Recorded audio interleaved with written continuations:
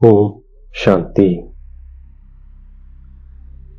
நாம் தாமரை மலருக்கு சமமாக இருக்கும் ஆத்மா.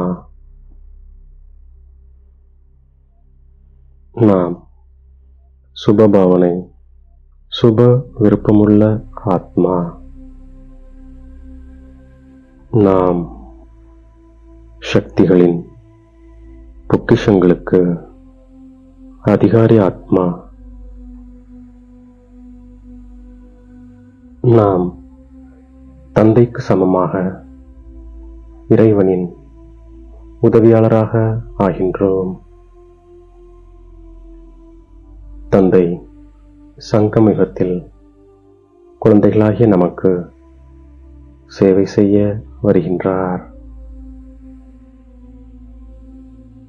இந்த சமயத்தில் நாம் ஆண் மற்றும் பெண் இருவருமே உத்தமர்களாக ஆகின்றோம்.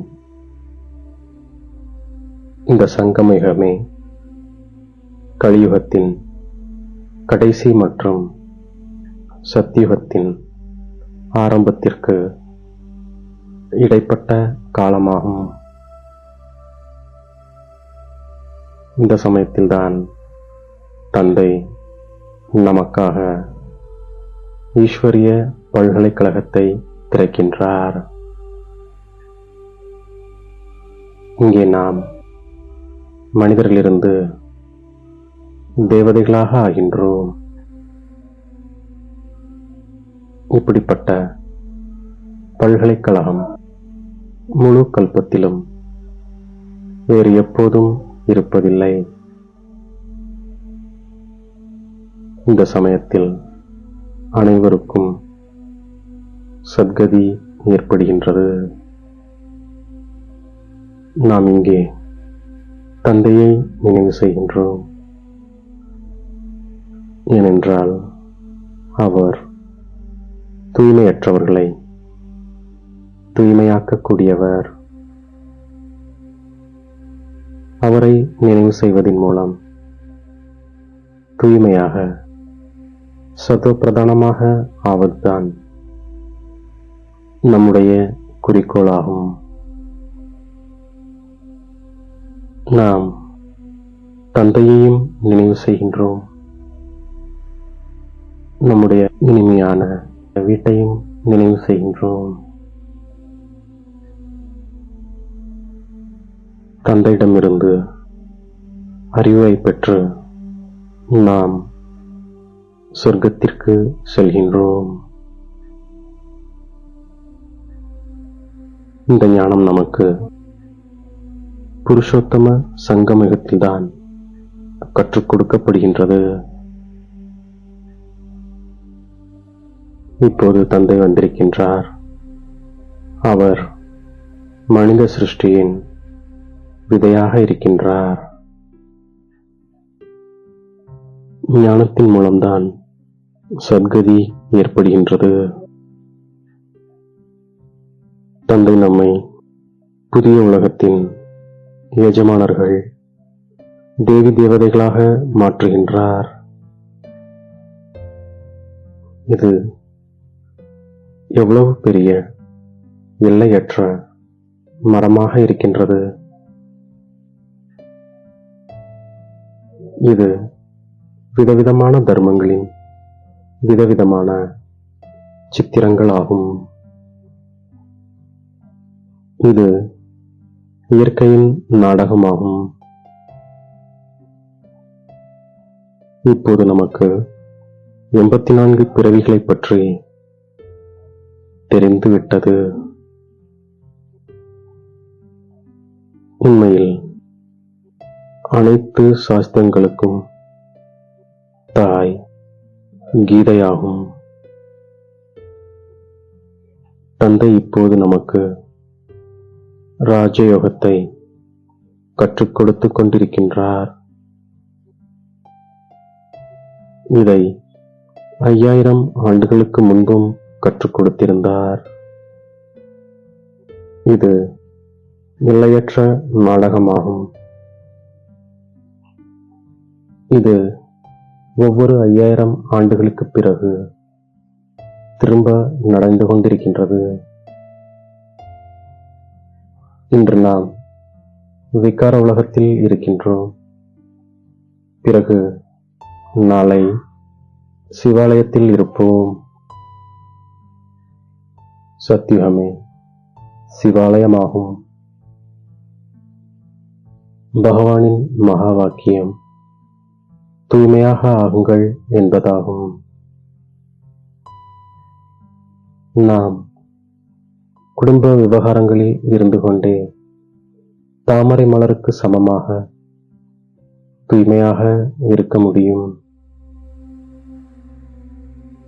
தந்தை 21 பிறவிகளுக்கு தூய்மையற்றவர்களாக ஆவதிலிருந்து காப்பாற்ற வந்திருக்கும் பொழுது நாம் தூய்மையற்றவர்களாக ஆவதற்கான பழக்கத்தை ஏற்படுத்தாமல் இருக்கின்றோம்.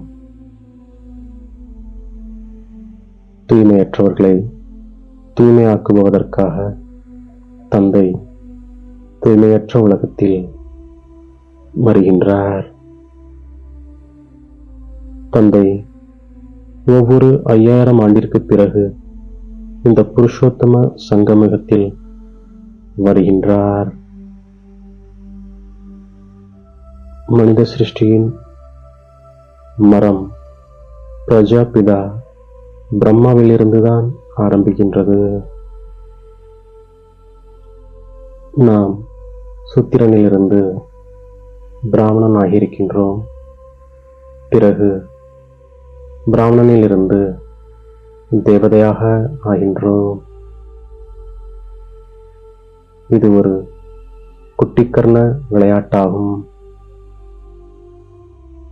இந்த எல்லையற்ற நாடகத்தின் படைப்பாளி, இயக்குனர், தயாரிப்பாளர் பரமபிதா பரமாத்மா ஆவார். நாம் அதிக பக்தி செய்ததின் பலனை கொடுப்பதற்காக தந்தை வந்திருக்கின்றார். சிவத்தந்தை பிரம்மாவின் உடல் மூலம் அனைத்து வேத சாஸ்திரங்கள், வேதங்கள் போன்றவற்றின் சாரத்தை புரிய வைக்கின்றார். எனது என்பது ராவணனுடைய பொருளாகும்.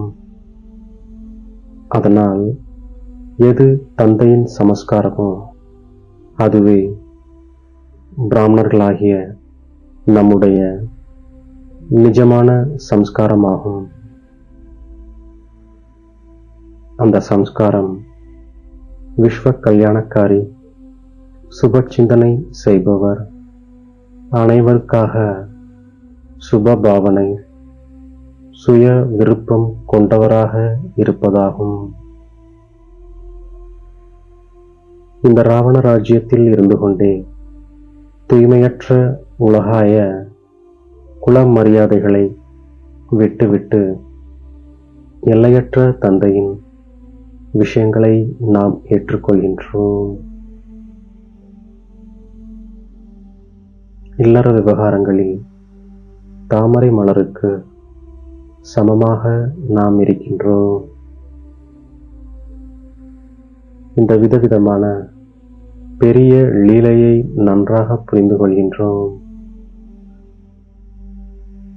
இதில் நடிப்பை நடிக்கக்கூடிய ஆத்மாவில் எதுவும் ஒட்டாது என்பதல்ல. நல்ல கெட்ட கர்மம் செய்கிறது மற்றும் அதனுடைய பலனை ஆத்மா அடைகின்றது. இந்த ரகசியத்தை புரிந்து கொண்டு நாம் உயர்ந்த கர்மங்களை செய்கின்றோம். தந்தையின் சம்ஸ்காரங்களை நம்முடைய உண்மையான சம்ஸ்காரமாக ஆக்கக்கூடிய சுப பாவனை, சுப விருப்பமுள்ள ஆத்மா நாம். நம்மிடத்தில் சக்திகள் இருப்பதால் சக்திகளின் பொக்கிஷங்களுக்கு அதிகாரி ஆத்மா நாம் நம்மை தேடி கண்டெடுத்த இனிமேலும் இனிமையான தாயும் தந்தையுமாகிய பாப் தாதாவிற்கு கோடான கோடி நமஸ்காரங்கள். ஓம் சாந்தி.